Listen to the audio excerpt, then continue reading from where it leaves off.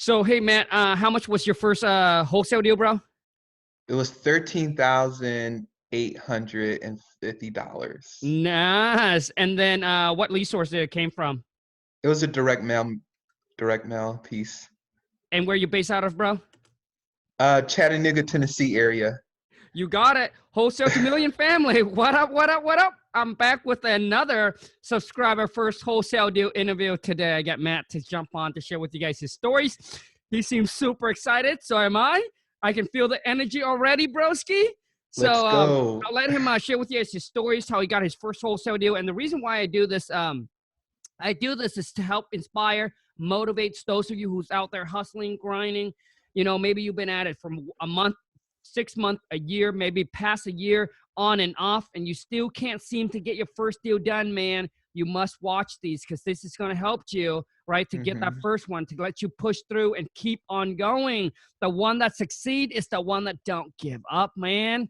Tough time don't last, but guess what? Tough people do.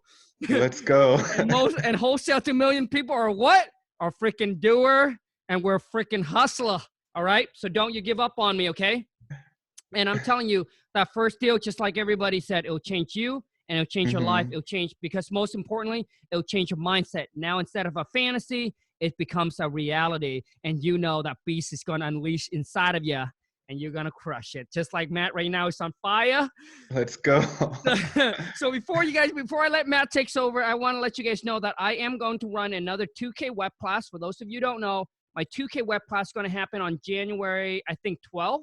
All right, exclusively for 20 people. It does cost $2,000 per person or per couple, but I'm going to spend a whole entire day with you. And what I'm going to do is I'll break down my whole entire business. I'll help you from A to Z, give you a clear action plan, man, to start off right on 2020, exactly how to do this business one step at a time, but most importantly, help you put the system together, all right? So whether this is for everybody that haven't done a deal, or maybe you're trying to scale up and get to the next level, because I'll give you all the info, all the knowledge, all the tools, all the systems for you to be able to go out there and do it the right way, all right?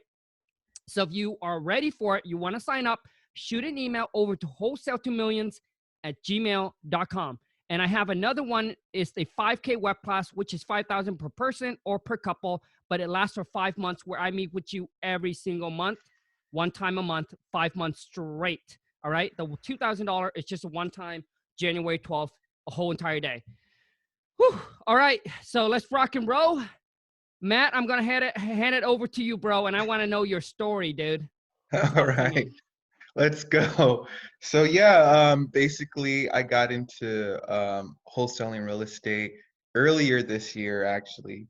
So just started looking at YouTube videos and different things, came across your channel, of course, and saw the different testimonials and the different, tips you give out and things like that, and other channels, of course. And so I started implementing them earlier this year, but I wasn't so focused on it, I guess you can say.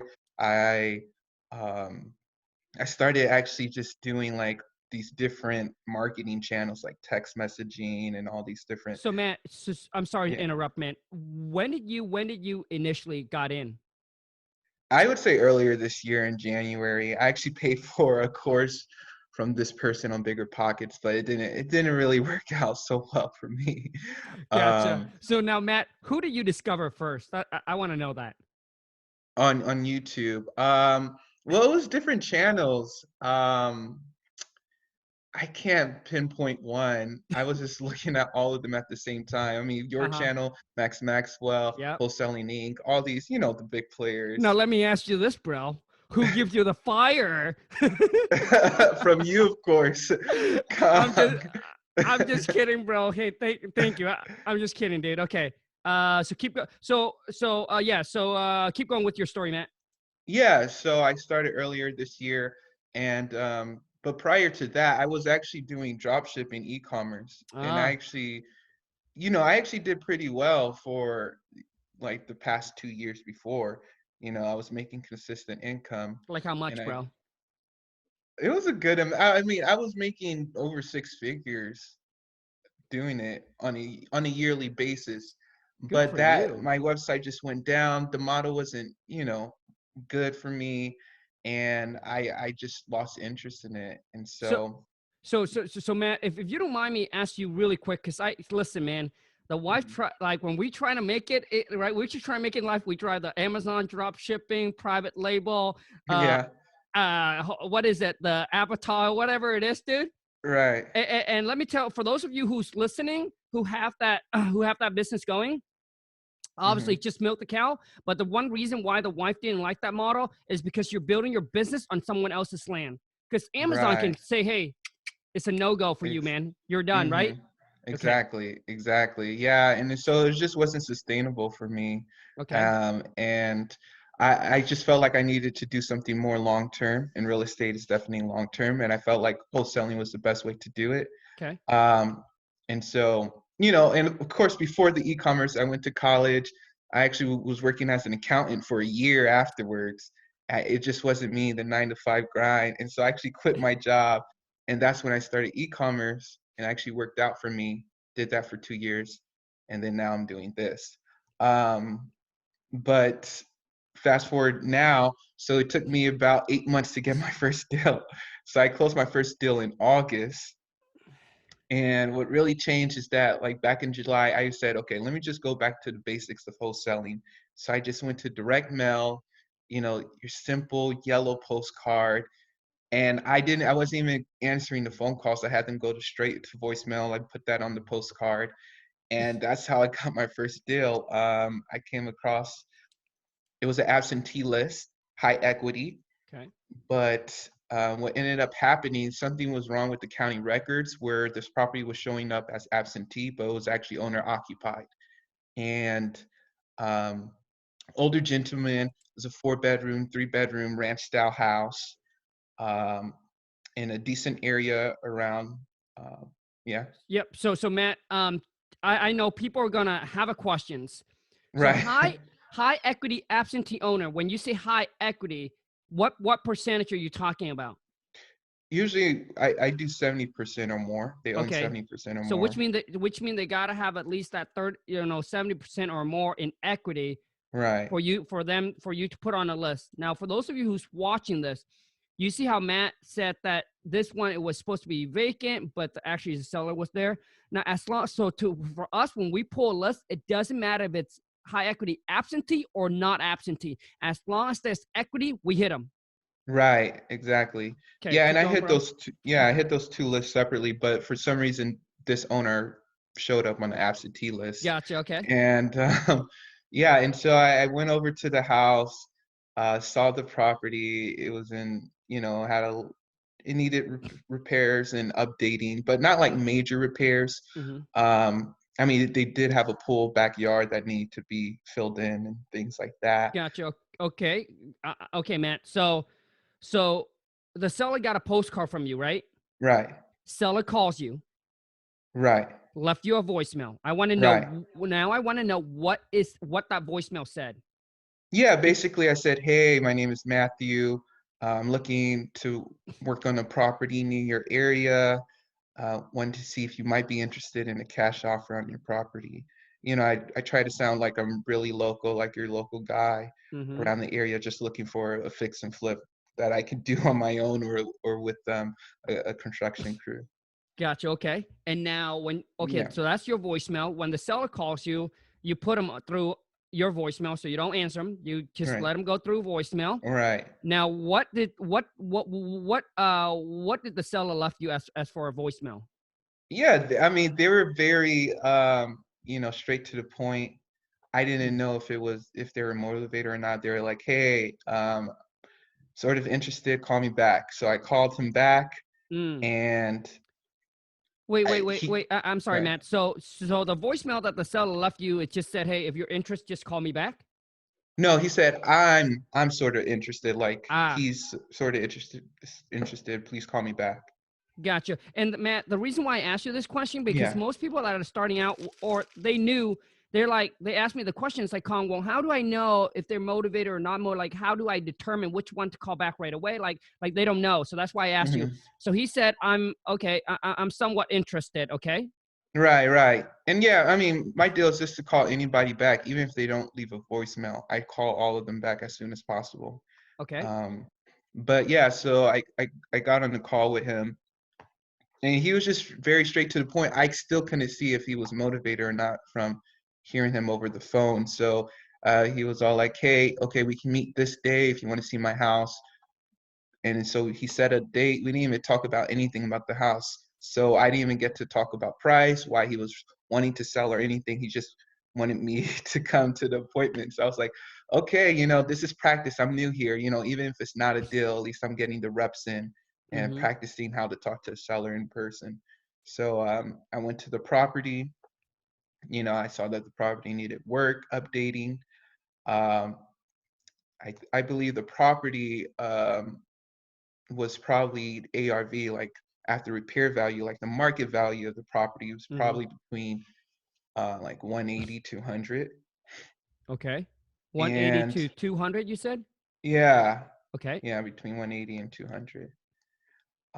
And so when I went to the house, all the different updates needed on the property and whatnot, you know, built rapport with the seller, of course, and just talked to him on why he was wanting to move, wanted to downsize. He was older, he had different health issues, wanted to pay for different operations, surgeries, and just wanted to move to a simpler place that he can rent out.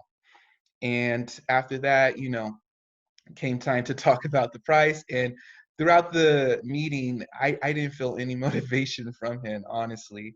But I knew just to submit an offer, just to practice. And so I was like, hey, would you, after all this, we can do this, pay cash, the whole 9 yards, pay all closing costs.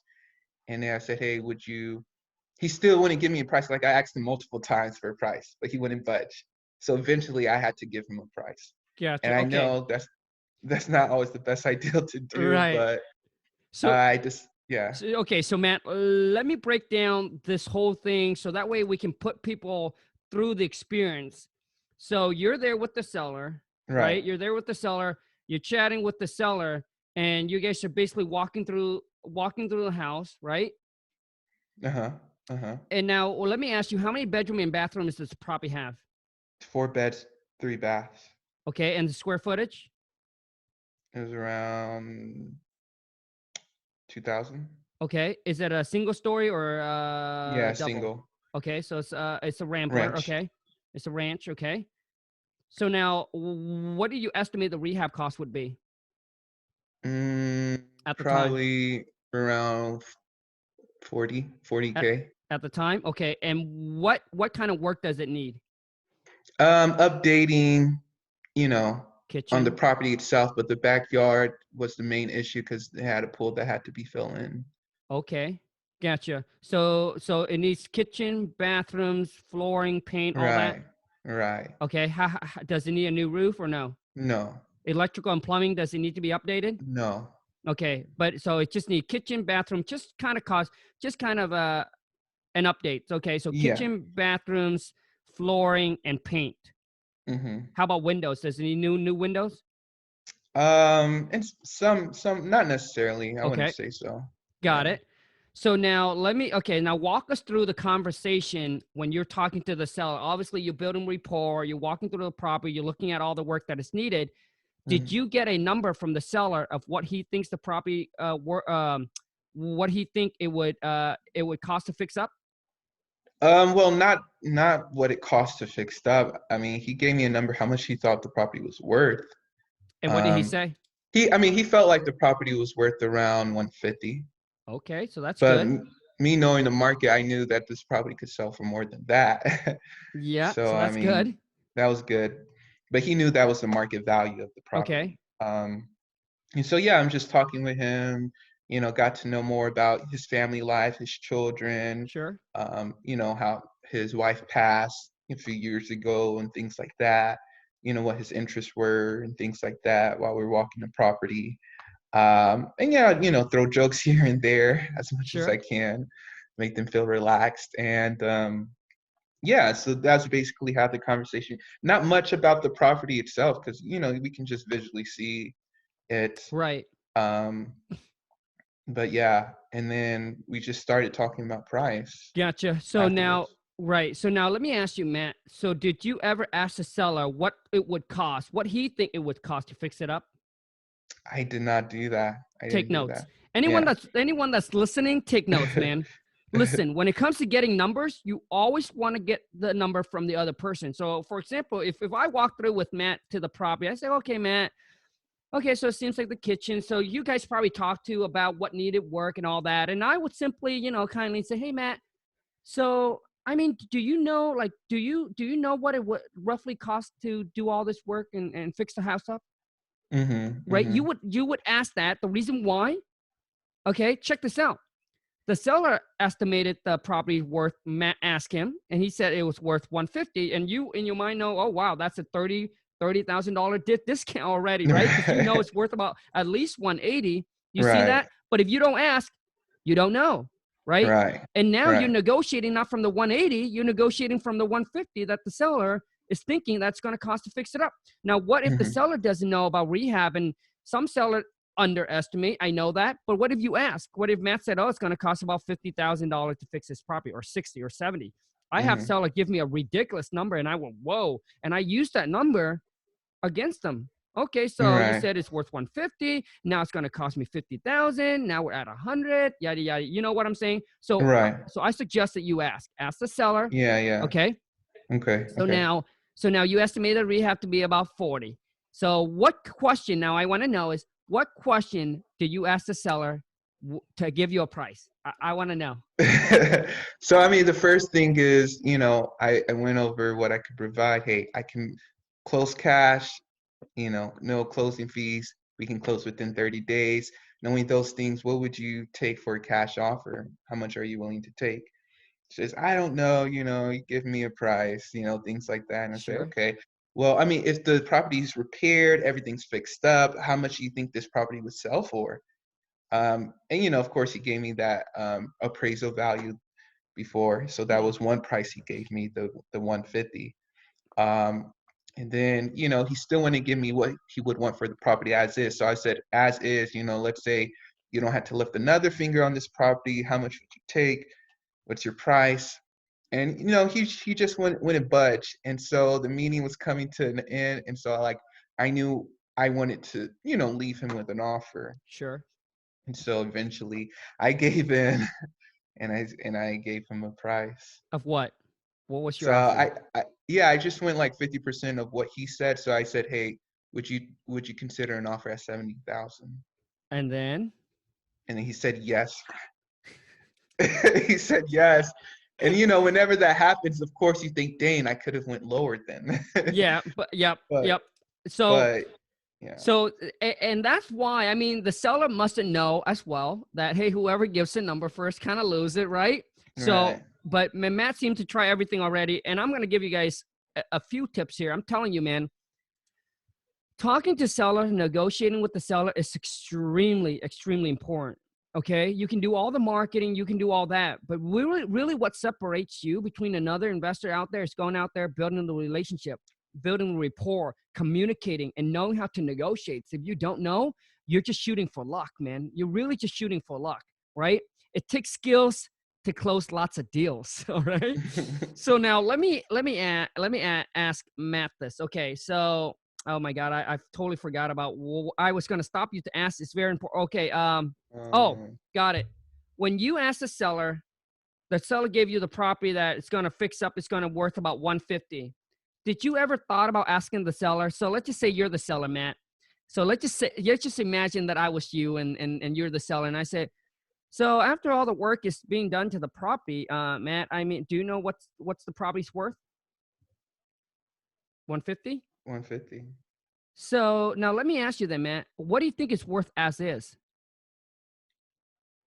Ha- Uh, Now my question to you is: did you ask the seller that? I believe I did. I Eh, did ask him that. He didn't budge. no. So you did ask him, well, what do you think and he doesn't know. Yeah. Okay. Yeah. So Yeah. for those of you who's watching, if you don't ask, if you ask the seller and the seller give you a number, you need to come back and ask the seller, is that as is, Matt, or is that after imperfect condition? Okay. Because Right. you need to know. Because but the seller said, hey, fix up, it's going to be 50, 150.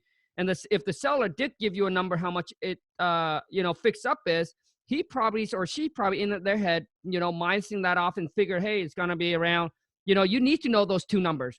Because if they said 120, let's just say if they say 140 as is, guess what? You're not negotiating from the 150. Now in the seller's head, you are going to come off from the 140. And for Right. 140 to 180 from what is worth, it's already 40,000. So just to give you guys some negotiating tips, okay? Right. Okay, so now you estimate it to be okay. So when you mentioned the offer of 70, Matt, the seller just said yes. Yeah. Now, He's, did the seller owes anything on the property? yeah, I believe he owed a little bit, Do you know how probably much? like um around like 30,000. 30,000. Okay. Yeah. Matt, did you ever ask him like after the mortgage? So he told you how much he owed, right? Or did he not? Right. Okay. Right. So He did you told ever me. ask him once the mortgage is paid off, how much he's looking to walk away with net in his pocket instead of talking about the sell price, talk about the walk away price? I did not. I'm Okay. learning. Okay, good, Right. good, good, man, dude, bro. I'm gonna help get you better and better at negotiating. So Let's go. if you guys listen to me on a call with the seller, dude, there's many time, not all the time. Let's be real, not all the time, but a lot of times when I talk to the seller, I say, so what are you hoping to get for the property? The seller would say 150. Now, let me ask you this, Matt. If we take care of all the closing costs, all the fees, yada, yada, yada, and once the mortgage is paid off, because we're going to take care of that, I guess what I want to know is what are you hoping to walk away in your pocket net to you at the time of closing? When I say that, you Mm. guys, literally, it's the walk away money, I take that and add it with the mortgage. It's lower than Right. what the seller would want to sell the property for. And let me tell you why. Because in the seller's head, maybe they thinking, well, 150, I got all this closing costs, all this fee, right? They're thinking about this huge number of fees of costs that they got to pay. But if you simplified it for them and said, hey, if we take care of all this, man, you don't have to worry about there's no hidden closing costs, there's no surprises. I just want to know what you will want to walk away with. And most of the time, the seller already in their head, they already plan out of what they need, right, to either buy another property, to buy whatever it is, or to move on with their life. Okay, so if you can get that number from them, I'm just saying, sometime when you add the two together, it's way lower than what they actually said they want to sell the property for. Because in their head, Right. that walk away number to them is Hmm. obviously is what you want to get. So okay, so you mentioned 70. Okay, so the seller accept the 70,000, Right. Right. He and accepted it. you tied up for 30 days, Matt. Yeah, for 30 days. Okay. And I know some of you say, Khang, you're doing a lot of talking. Matt is not doing a whole lot of talking because I'm really trying to break down this deal so you guys can Right. understand here and really help you guys when it comes to talk to the seller. Now, Matt, let me ask you this question: Yeah. is that when you did you ask the seller how quickly does he need to close, or did you mention the Yeah. 30? Oh, you did? I did ask him. And, at first I just said, 30 days. And yeah, so I said 30 days. He just said that was fine. And then he calls me a little bit later. He talks about how he wants to actually close sooner, like within 2, 3 weeks. And Okay. And what was so your response? I said, yeah, I told him, yeah, we could do this. And, of course, this was back in July, August. So I'm still learning in this business. And, I'm actually documenting my journey. I have a YouTube channel trying to get on your level too. It's called Bizmatthew, just to let you know if you want to subscribe. Wait, BIZ, it's what? Bizmatthew. So BIZ, like business, Yep. and then Matthew, Mattthew. So I just post videos and document my Cool. wholesaling journey. I love it. But yeah, I love it. yeah, so, yeah, I was just plugging that in. Hope that was okay. No, hey, But absolutely, bro. Absolutely, dude. yeah. So yeah, so basically he says, yeah, 2, 3 weeks. I was like, yeah, we can get that done. And I didn't have a buyer in place at that time, but I still made him that promise. And so now I started scrambling trying to find a buyer during that time Okay, to gotcha. go So through. let me go back and ask you this, man. when you talk to the seller before you mentioned the 30 days, my question to you is, did Yeah. you ask the seller before you mentioned that how quickly he wants to close?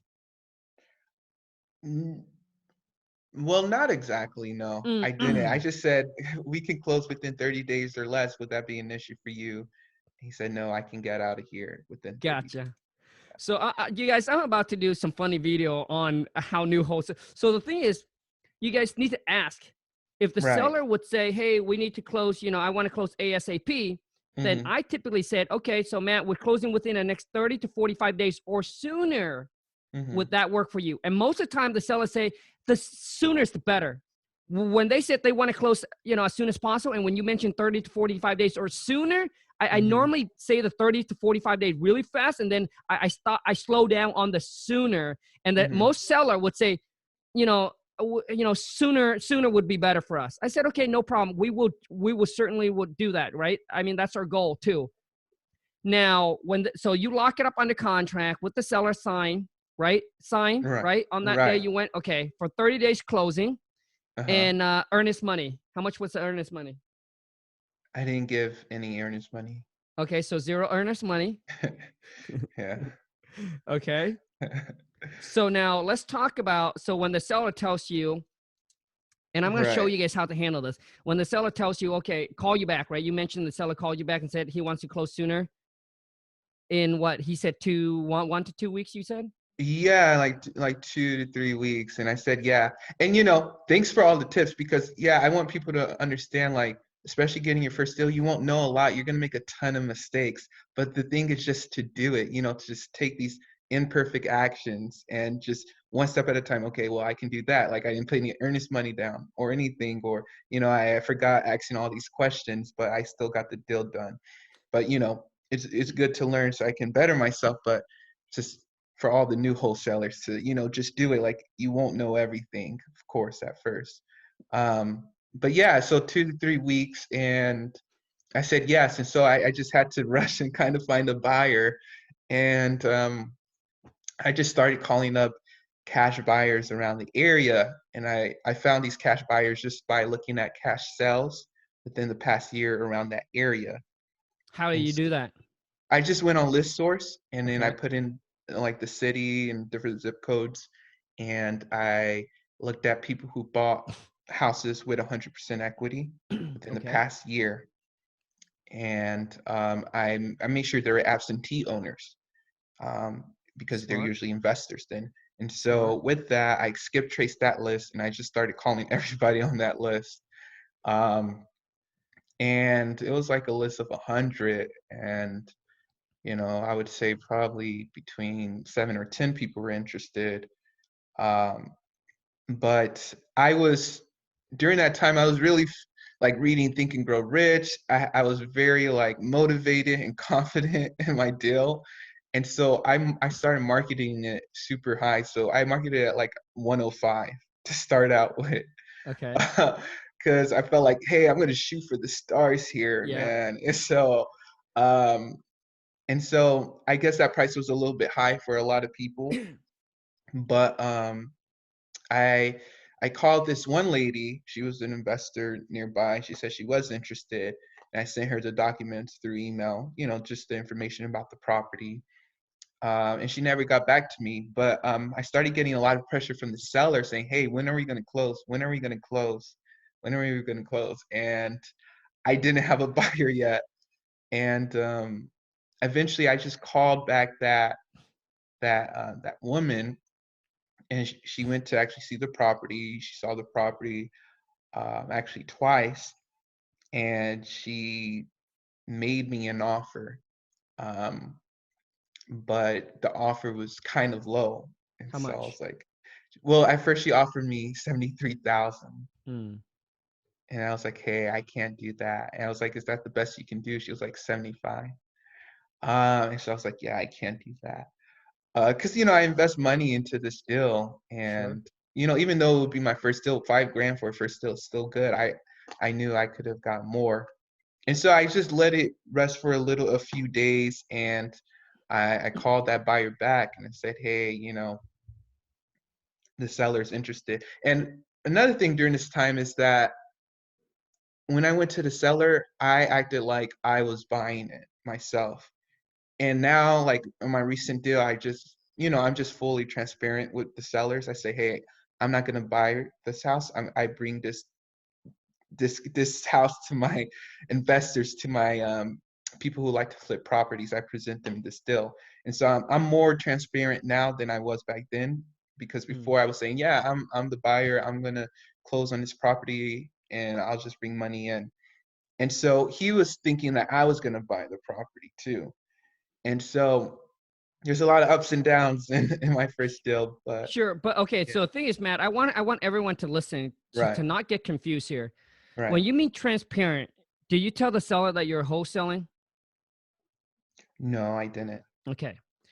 Okay, because I don't want to get people confused. Okay, bro. Right, Because right, because a lot of time when they say, well, Matt, Matt said he's transparent. I want to be that, and they go and they start to explain to the seller, I'm a wholesaler. I'm this. right, right, So right. Matt just basically said, hey, you know what? So how do you say it, Matt? I want people to hear from you, bro. Well, basically, when I went to the seller, I Okay, said, hold on. hey, So let's say I'm the seller, dude. Go ahead.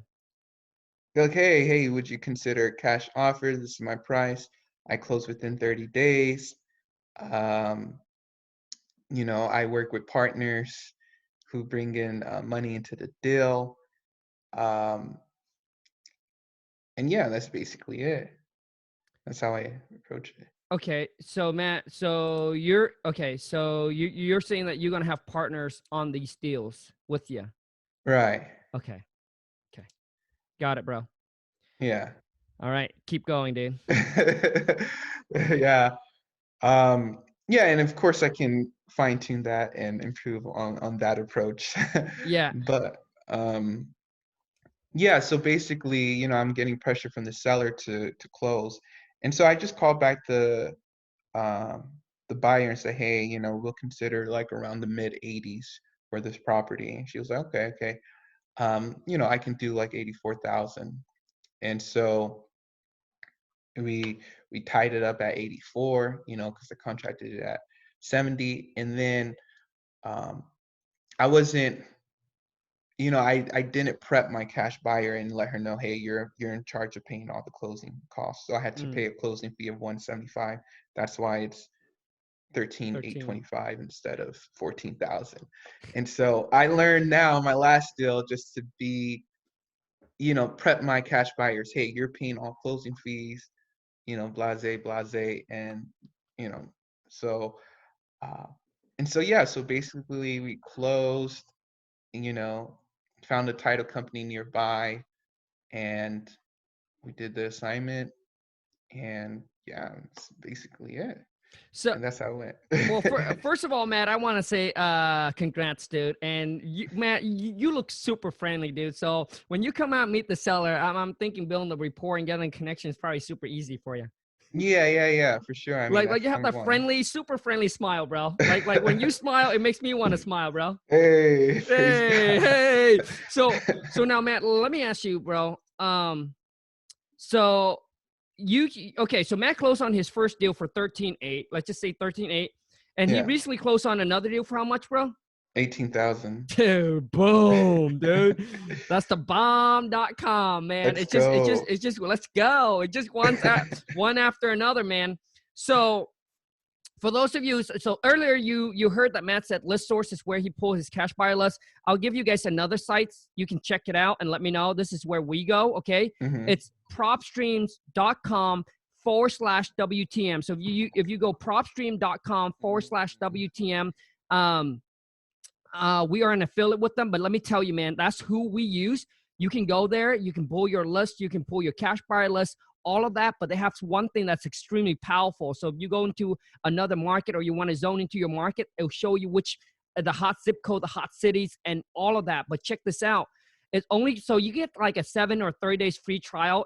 If you go to propstream.com with my code W/WTM /WTM, it's you can start out with $97 a month. Okay, so list Hmm. source don't charge you monthly, but PropStream charge you $97 a month, right? But check out this, dude.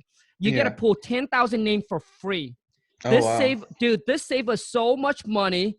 when we were pulling list names through list source, because we pull a new list every quarter, right? And it would Mm-hmm. cost us, I think it would cost us almost like close to 20,000 or so to pull Oh a list, wow. because we pull a ton, right? Man, when we transfer over to prop streams, because we pay them now $397 a month, and we get to pull up to 100,000 name for free.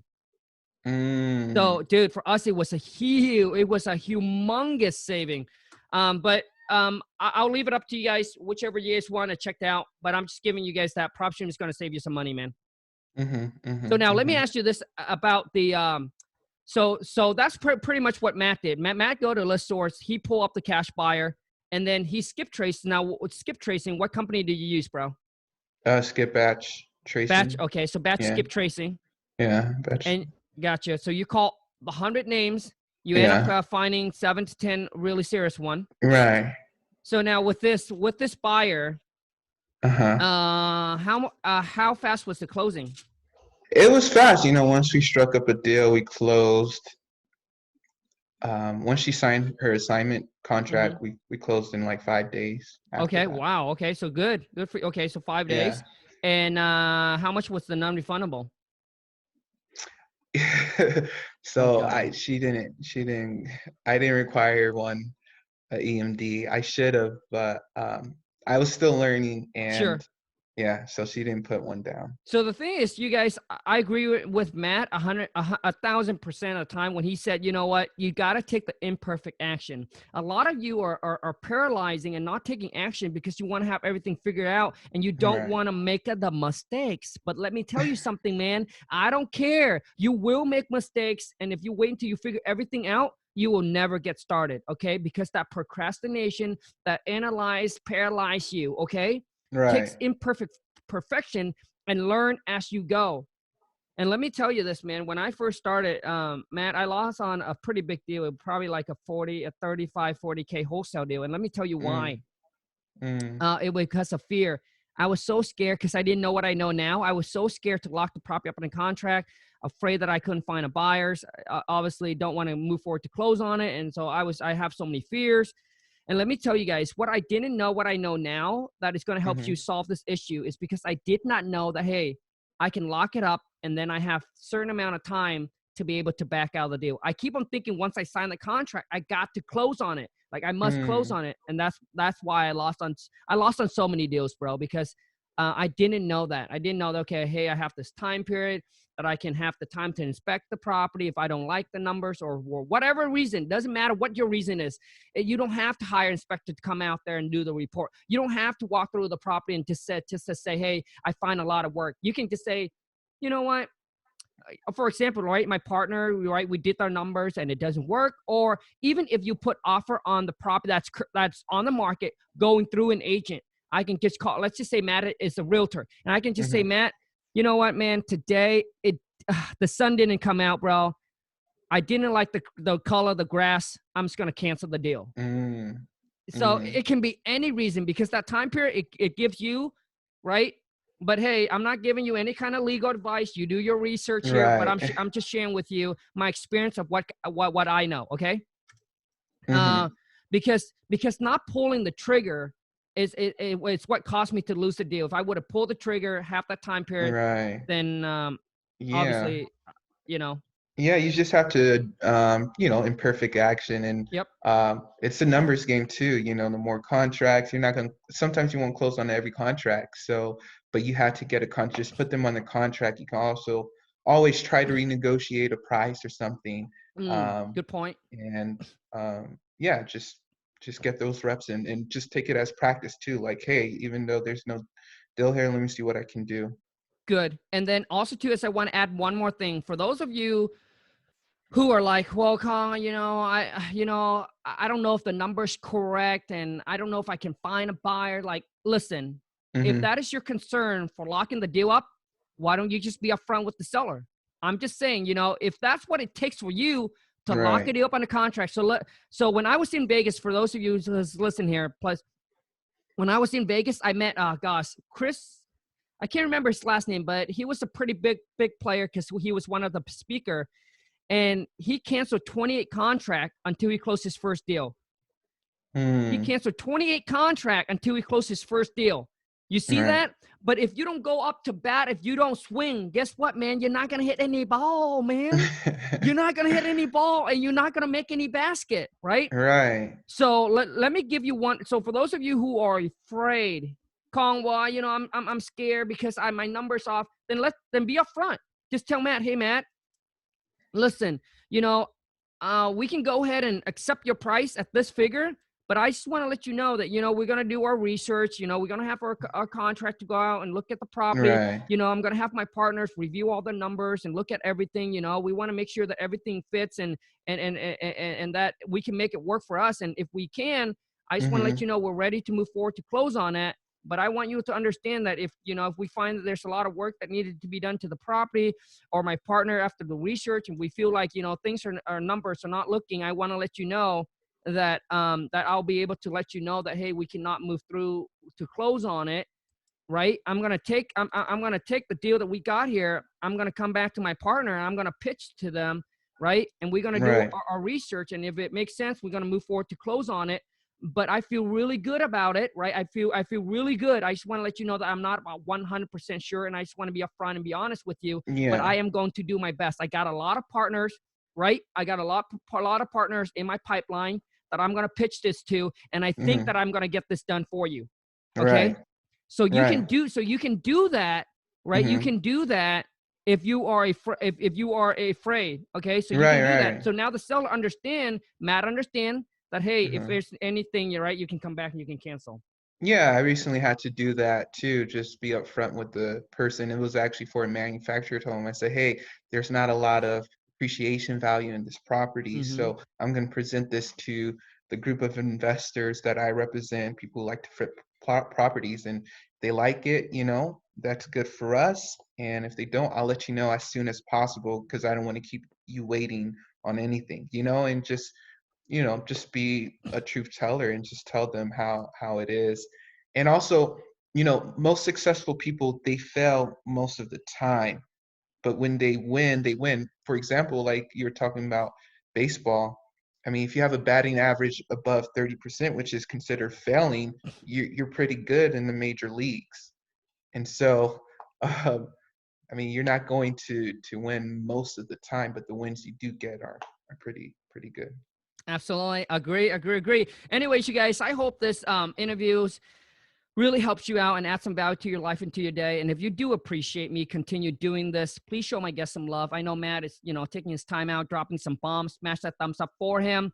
Also, to subscribe to the channel if you haven't already. Be sure to turn on that bell notification, so when I upload an amazing video like this or when I go live, you get notified. So now, Matt, how do people connect with you, bro? Yeah, so number one is my YouTube channel. I'm trying to grow that family together. I Good for have you, bro. around like 480 subscribers. Woo! So 480 and counting. yeah, let's go. Trying to Let's reach go. 500 by the end of this year. I think I'll reach that. And then so YouTube channel is Bizmatthew, Bizmatthew. And I just post my journey, my ups and downs, the different mistakes I make, and the different deals I make, and the deal breakdowns. I show you all how I found cash buyer, find a seller, and things like that. And also my Instagram, the same name, Bizmatthew. Anything Bizmatthew. else? No, I mean those are my main ways that you can contact me.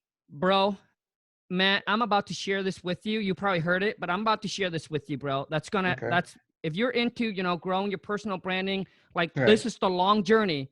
Dude, I'm going to share this with you. Okay. Thank me later. Dude, you got to get on TikTok, bro. TikTok. Okay, yeah, I heard of that. Dude, TikTok, tickety talk. Let me tell you something, bro. It's so underrated right now. I got on it because of Gary Vee. It's so underrated right now, bro, where it's easy for you to get exposed. Dude, education, wholesaling space, there's not a whole lot of people doing it, bro. Bro, I'm going to probably surpass my YouTube and Instagram within the next 30 days. And I recently only started TikTok, and I really recently only got really serious about it probably within the last 60 days. I'm going to hit 10,000 follower today. Wow. That's just within the last 60 days. Right? Wow, I'm telling you, like right now it's so underrated, not a whole lot. And the reason I started, thanks to Gary Vee, I got to give the guy a shout out, man. Gary Vee, Dude, TikTok right now, bro. If you are an influencer or want to start your branding or anything like that, I'm telling you, I'm giving you like, if you haven't heard it from Gary Vee, they call me the Walmart of Gary Vee. They call me the Walmart version of Gary Vee on a TikTok. I'm not offended at all, bro. Put any stage with me with Gary Vee on there, dude. Hell yeah. But if you haven't heard from Gary Vee, if you haven't heard from me, if you're an influencer into branding, I'm telling you, you gotta hit that thing hard.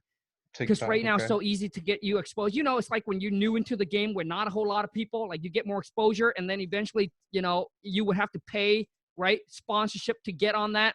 Dude, I'm telling you, bro, hit it hard, and you will see that you're probably going to surpass that way quicker than your YouTube. And then what I do is I funnel them, right? I take them from my TikTok, goody talk, over to my YouTube and my Instagram, bro.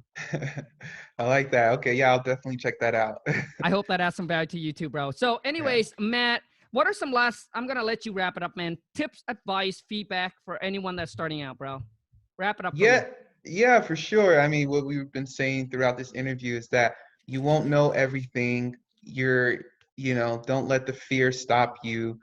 Just take one step at a time. Okay, right now, I just need them to sign. Think about the title company later. Just have the seller sign, and then next step, okay, let me find a cash buyer. Let me get the title company in place. Especially for your first deal, just understand you're going to make a lot of mistakes, but just take action, day by day, and follow people like Khang, for some awesome content, some fire content, and just keep on going at it, day by day. Awesome. Matt, I want to say thank you so much. Any one of you that's watching, you want to follow Matt on YouTube and his Instagram, probably tickety talk soon, to follow his journey. And I appreciate everyone that's watching. And if you haven't followed me on TikTok, man, go ahead and check it out. It's just Khang .wtm, and on there I do different things. So you won't find like things that I do on YouTube or Instagram. I try to blend in with that community because it's for the young, and they call me the boomer. Oh, really? So you be dance videos, dance viral Oh, hell videos? Yeah, bro. Hell yeah. You see the dance video on there. Anyways, you guys, take care. Have a great rest of your day, and thank you so much for watching. Until next time, ciao. Later, bro. All right. See ya.